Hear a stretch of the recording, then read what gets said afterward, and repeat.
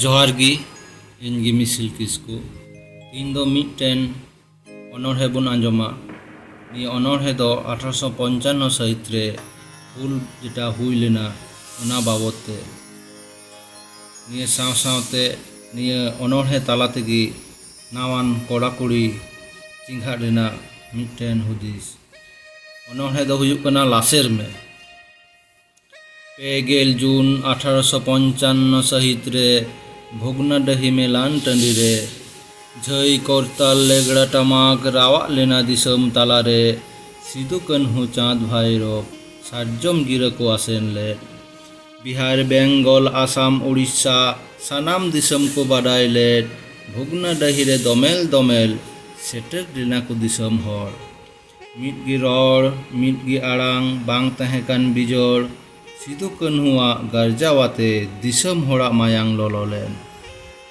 बैरी विरोध लड़ाई लगित सानाम विश्व को सापड़ाव लेन कान्हू मुर्मू हाकरावाते बाखेल लिदाय एतहब हुल बेस बुगीते बाकू बिझौरे बाचो आकू सांगेल जुल डोम हंडी महले मुंडे हों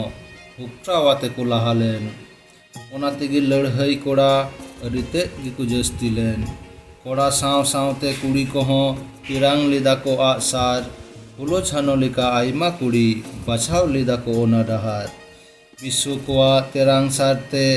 अंजेत लेना को इंग्रेज महाजन राजमची ओका हिलौ ढिलौ ले लाड़ाव छाड़ाव लेन ताको खोजन इंग्रेजी ईस्ट इंडिया कोम्पानी आदिवासी कोठेने पहुल लेन घेट पटम जतो हबर काते आकु दिसम ते रुवर लेन गांग नई सुड़ नई मायांग ते गाबाव लेना दा गोटा कोट कर रे आंजम लेना बयहा मिसा कोआ हमररा दिसम लगित जीवी को आलायाकात बीर बिरसा सिदु कान्हू बाबा तिलका चाँद भाईरव सावते बजल फुलो झानो जागे मेना चापू जोड़ो ओना फुणु ताम को सिड़ाई बहो उद्गार आरजा आमा ओड़े काते को जरोय दिल्ली रेना उसूल पिंड ललई कान को बाखरा बनो एनहो चिदा आदिम खेरवाल ऐदर हाताव दो बाम गानो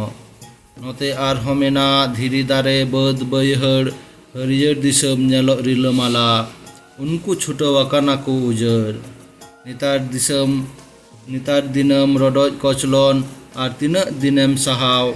हापेन दिन रे पोपोंगड़ा नौका चिका लाज को भाताव एभेनोक में खेरवाल एभेनोक में ओत ऐदर हाताव में डिंगा भागवा सामटाव काते लगन देशे चिंगा में आसार कपि तारवारी जतो ताम लासेर ताम जतो गी लासेर ताम जोहार।